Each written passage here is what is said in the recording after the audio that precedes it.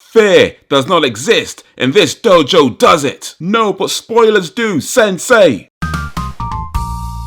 Welcome to the channel, I'm Hayes. I talk movies all day. Sometimes I talk about games, so subscribe right now if you want to be entertained. And today, I want to talk about the 1984 classic movie, The Karate Kid. And when I tell you that this movie was everything back in the day, please know that I am not exaggerating. I can remember watching this for the first time and then the very next day in school getting into a fight and trying to bust out some karate moves, and I may or may not have tried to fly kick the light switch. This movie was so big, even to this day, you can't hear the word wax and not think about Mr. Miyagi. This movie was so big, every Daniel you know is now Daniel-san. It's since had 3 sequels, a video game, a cartoon series, a remake, which to be honest, probably should have been called something else, and now a follow-up series which is legit one of the best shows going. But that was 1984, and sometimes we look at the past with rose-tinted glasses. So the question is, how well did The Karate Kid age? So how this works is, I'm going to go through the movie, talk about the movie, and then afterwards give you my final thoughts. So, let's begin. Now the movie starts off with Daniel being dragged away from his home by his mum to go live in California. He has to leave his friends and Uncle Louie all behind to go to this place that he doesn't want to go. Plus, Mrs. LaRusso is a liar. They drive themselves to Cali. They didn't use a home moving service, they drive themselves. Furthermore, they drive in a beat down old car that they randomly have to push start, and we're supposed to believe that this place they go into isn't exactly a dump? You know, this isn't exactly a dump we're moving to, you know. Really? They get there and lo and behold, the place is a dump. There's no pool, the utilities don't work, even the crazy old lady says it's a dump. This place is a dump. You should go back to New Jersey. And the maintenance guy might be a child abuser, but I'm getting ahead of myself. Daniel is kind of an arsehole. He kicks the door open without thinking and knocks a guy down, but the guy seems friendly enough. His name is Freddy Fernandez. It's not really that important, he just sounds like a failed porn actor. Daniel goes to see the maintenance guy, and that's when we're introduced to Mr. Miyagi trying to catch a fly with chopsticks and being extremely elusive about when he's gonna come fix the faucet. Like, how difficult is it to just say I can come at 3 o'clock or whatever? Mr. Miyagi's bare suspect, bruv. Daniel goes to a beach party that the guy he kicked over invited him to, and they play football. And I'm gonna say that again for the Americans. They play football.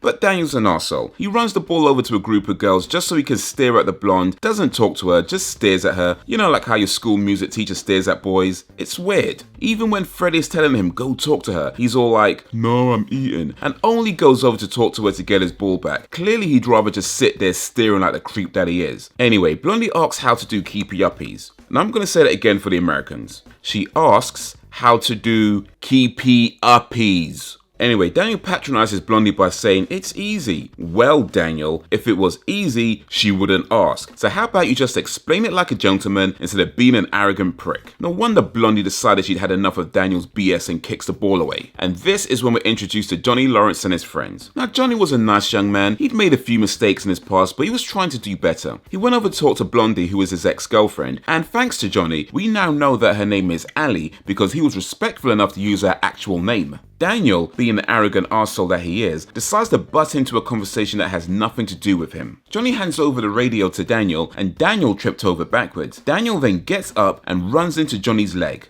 Twice, then runs into Johnny's foot. Daniel is really clumsy, and this is when Freddy realized that Daniel can't fight, and there was really no need to pretend to like him. The next day in school, Ali with an eye shows her true colors. We already know she doesn't like Daniel, but she figured she can use him to mess with Johnny's emotions, so she flirts with Daniel to provoke Johnny into fighting with him. But Daniel has violent tendencies and ends up picking a fight with Bobby. Now look at how upset Ali with an eye is that her plan didn't work. Next, Ali with an eye flirts with Daniel some more to get a free meal, and Daniel's too dumb to realize he's being played. Daniel goes to check out a karate school, Cobra Kai. Turns out, Johnny attends this school, and Daniel realizes that he's not going to learn how to not run into Johnny's foot in this place. He then goes to have dinner with his mum, while degrading 2 women by comparing how they look. To be fair, he actually gets that from his own mum and her internalized misogyny. And the girl situation? Just okay. To me, it looks like the whole world turned blonde. You got shy at anybody? Cute? But she's blonde, though, right? Is she as pretty as Judy? She very as Judy? Daniel rides his bike home and is approached by Johnny and his friends. They try to engage in conversation about karate because they know he is interested in taking lessons, but turns out Daniel can't ride a bike properly. All he had to do was hold the handlebar steady and apply the brakes gently, but Daniel's dumb. Daniel falls off his bike breaks, Daniel bumps his head and he cries to his mum about wanting to take karate, but not at the Y, a good school, ma, which is very insulting to the Y. And by the way, the Y refers to the YMCA, and had Daniel paid more attention there, he'd know that there's no need to feel down, to pick himself off the ground, cause he's in a new town. There's no need to be unhappy.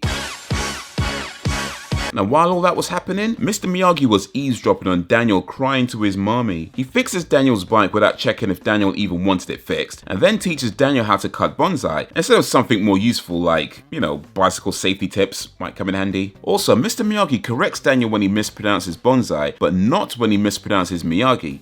Bonsai tree. Bonsai. Oh no, Mr. Miyagi fixed it.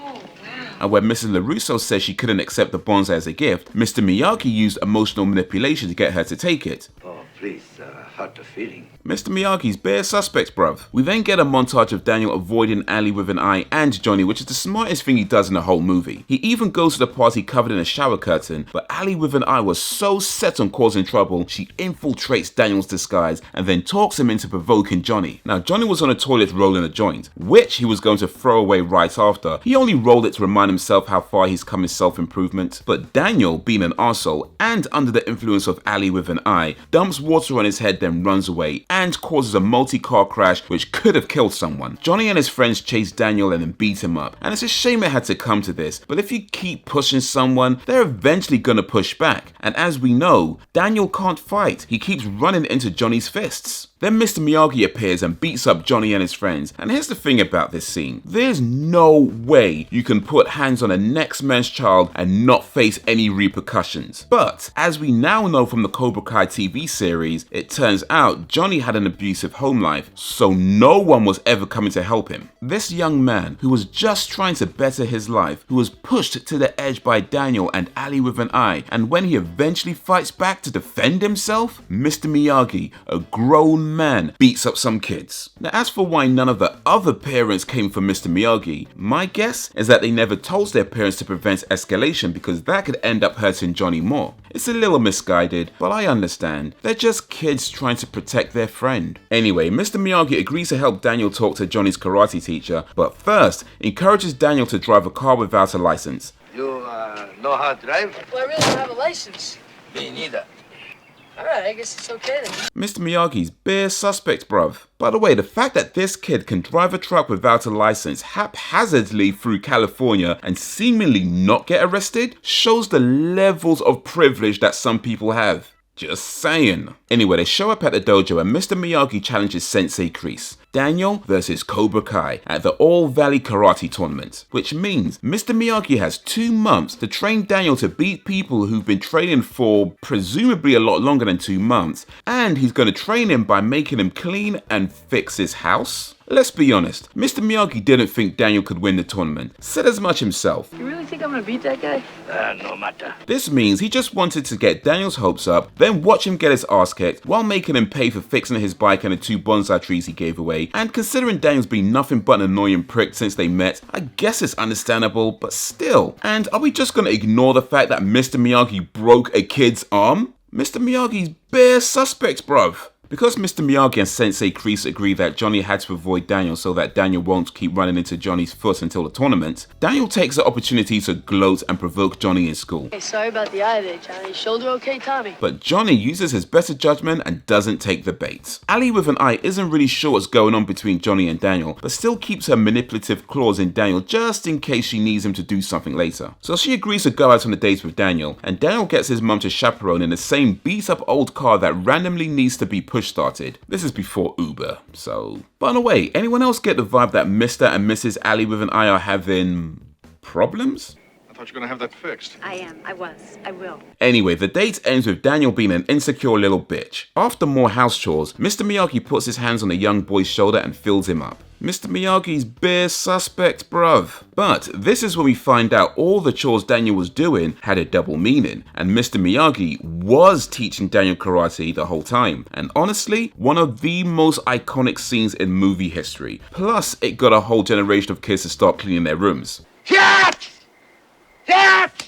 There's some more training. Mr. Miyagi makes Daniel strip to his boxers and get wet. Then he knocks him off a boat and watches him get wet again. Mr. Miyagi, you know, I'm not even gonna say it. You already know. Ali with an eye is at a rich people party. Her dad doesn't like Daniel, and rightly so, but doesn't know that his daughter's just manipulating him to play with Johnny's feelings. All the while, Johnny is just trying to make peace. Daniel, being an arrogant arsehole, sneaks into the party through the kitchen, potentially contaminating the food. Johnny forces himself onto Ali, which, nah, man can't defend that one. Johnny, you wrong for that. But did you notice Mrs. Ali with an eye comforting Johnny after? Yeah, she and her husband are having problems. Daniel runs away. Well, tries to. He runs into a waiter. Clumsy git. Thing is, Daniel was upset because he thought that Johnny and Ali with an eye kissing was consensual. The one time Daniel would have been in the right, and he runs away. But more importantly, Daniel thought it was consensual. What does that tell you about the way Daniel treats women? Mr. Miyagi gets drunk and gives Daniel a child alcohol. And this is when we find out that Mr. Miyagi was in the army where he killed many Germans and his wife and child died. It's a real sad scene, but both his wife and child are completely forgotten by Karate Kid 2. Also, Mr. Miyagi uses emotional manipulation again to make Daniel choose a car and lets him drive without insurance. Mr. Miyagi's bare suspect, bruv. The competition comes. Mr. Miyagi lies about Daniel's belt grading and steals from the referee to get Daniel into a contest that he's clearly not ready for. The Cobra Kai boys have a quick pre-tournament friendly conversation with Daniel, asking him about his mum who wasn't there. And why is his mother not there? Surely an under 18 tournament would require parents or legal guardian, which Mr. Miyagi is neither, so... Dutch tries to give Daniel a back rub, but Daniel falls over and tries to start a fight in the locker room and a referee had to break it up. Turns out Mr. Miyagi knows nothing about competitions. No surprises there. Ali with an eye figured this is a great opportunity to mess with Johnny some more, so she tells Daniel how to score points. And then we get the greatest montage in movie history.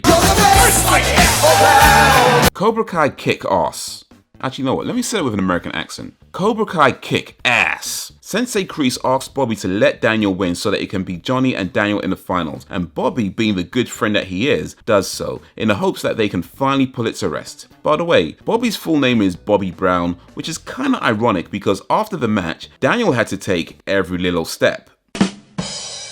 Daniel's mum shows up. She actually snuck in during the montage. Mr. Miyagi fills up Daniel's leg, but this time, Daniel asks for it. Mr. Miyagi lets Daniel continue fighting, knowing full well he's in no condition to compete. Mr. Miyagi's bare suspect, bruv. Daniel gets 2 lucky points, but then keeps running into Johnny's feet again. So now it's 2-2 and the next point wins. Daniel, realizing he can't beat Johnny, employs the use of an illegal crane kick, which should have got him disqualified, but the judges allowed it, probably because Ali with an eye paid them off so she can screw Johnny out of the win. But Johnny, being the humble young man that he is, accepts his defeat and hands Daniel the trophy, while Mr. Miyagi smiles through gritted teeth, upset that his plan to see Daniel lose the tournament failed. Now, before I give my final thoughts, if you liked this movie, check out these movies. They're all 1980s martial arts movies. They're all cheesy as anything, but these are some of the most generation-defining movies ever made. So let's talk about The Karate Kid and how well did it age. For me, and I think anyone who remembers watching it back in the day, it's still a great film. Watching how Mr. Miyagi's lessons all come together, and that moment is still to this day such an amazing and cool scene. But let's be honest, if The Karate Kid was made today, I think there's a lot of people who'd have a problem with it. Even the remake in 2010, which was pretty much the exact same movie, beat for beat, down to even using a bunch of the same dialogue, even they took out the underage drinking, driving without a license or insurance, and the inappropriate touching of a child.